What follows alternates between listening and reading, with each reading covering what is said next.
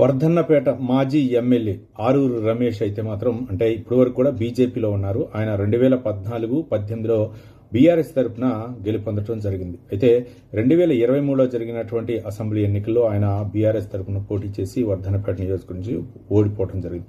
ఈ నేపథ్యంలో 2024 మార్చిలో ఆయన బీజేపీ తీర్థం పుచ్చుకోవడం జరిగింది. అలాగే ఆయన బీజేపీలో అయితే మాత్రం కొంచెం అసంతృప్తిగా ఉన్నారు. 2024 మార్చిలో ఆయన వెళ్ళిన దగ్గర నుంచి కూడా ఆయన కొంచెం అసంతృప్తిగా ఉన్నట్లు తెలుస్తుంది. అంటే మళ్ళీ సొంత గూటికే రావాలని నిర్ణయం తీసుకున్నట్లు తెలుస్తుంది. ఇక త్వరలో బీఆర్ఎస్లో చేరుతున్నట్లు ఆయన అయితే ప్రకటించారు. మొత్తానికి అయితే మాత్రం అటు బీఆర్ఎస్ ఆహ్వానం మేరకు వెళ్తున్నారని చెప్పేసి ఒక పక్క చెప్తున్నా, మరో పక్క ఇక్కడ ఎమ్మెల్యేకే వెళ్తున్నారని చెప్పేసి కొంతమంది అయితే అంటున్నారు. మరో పక్క పటాన్చెరు ఎమ్మెల్యే ఈ మధ్యనే గూడెం మహిపాల్ రెడ్డి కొన్ని కీలకమైనటువంటి వ్యాఖ్యలు చేశారు.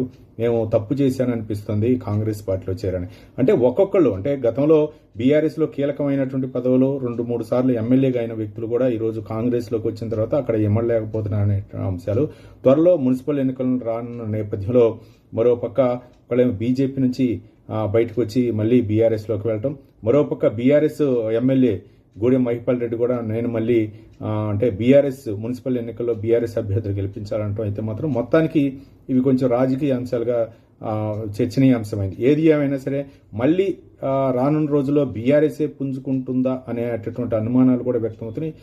రానున్న రోజుల్లో మనం ఎలా అంటే ఒక పక్క కాంగ్రెస్ పార్టీ, మరో పక్క బీజేపీ, బీఆర్ఎస్ ఇట్లో ఎక్కువగా మళ్ళీ బీఆర్ఎస్ఏ పుంజుకునేటటువంటి అవకాశాలు ఉన్నాయని చెప్పి చాలా మంది కూడా అభిప్రాయపడుతారు. చూద్దాం ఎలాంటి పరిణామాలు చోటు చేసుకుంటాయి.